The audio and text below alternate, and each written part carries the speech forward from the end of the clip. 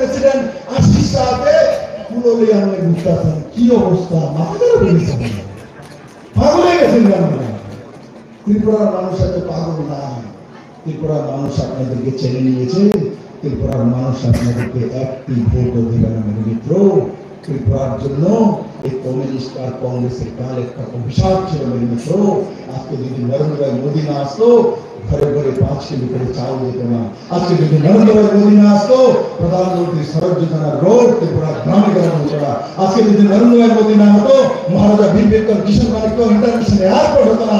আজকে যদি নরেন্দ্র ভাই মোদী না হতো, তাহলে করোনা টিকাকরণ হতো না।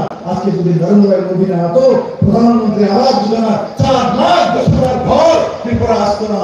আজকে যদি নরেন্দ্র ভাই মোদী না হতো, কিষাণ সম্মান নিধির মাধ্যমে 6,000 টাকা কৃষকদের কাছে আসতো না।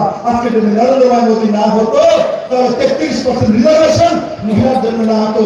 আজকে যদি নরেন্দ্র ভাই মোদী না হতো, তাহলে 3 তালাকের সমাপ্তি হতো না। আজকে যদি নরেন্দ্র ভাই মোদী না হতো, তাহলে সৌভাগ্য যোজনার মাধ্যমে বিজলির কানেকশন হতো না। আজকে যদি নরেন্দ্র ভাই মোদী না হতো, উজ্জ্বলা যোজনার মাধ্যমে গ্যাসের চুলা যেত না। আজকে যদি নরেন্দ্র ভাই মোদী না হতো, ন্যাশনাল হাইওয়েটা ত্রিপুরার মধ্যে হতো না। আজকে যদি নিজের বাক স্বাধীনতা পেত না মিত্র।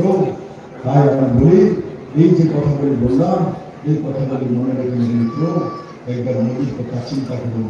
এমন একজন প্রধানমন্ত্রী আমরা পেয়েছি, অন্তিম জন থেকে উপরের ব্যক্তি পর্যন্ত এক দেশের জাতি জনজাতি সবার জন্য কাজ করা, সবার জন্য স্বাধীনতা দেওয়া, সবাইকে সমৃদ্ধি দেওয়া, एक पॉजिटिविटी साथ नरेंद्र मोदी पूरे देश भर एक दिशा से 140 कोटी परिवार के लिए और मोदी नारा की, मोदी ने स्लोगन की, इस बार वो कचोने तरह कहना इस बार की सीपीएम पर होगा, बोला इस बार सबाई हाथ तले बोलो इस बार, इस बार, इस बार नरेंद्र भाई मोदी की, नरेंद्र भाई मोदी की, भारतीय जनता पार्टी की, महाराज प्रद्युत किशोर मानिक्य की, डॉक्टर मानिक शाह की, जेपी नड्डा की, आपकी कौन?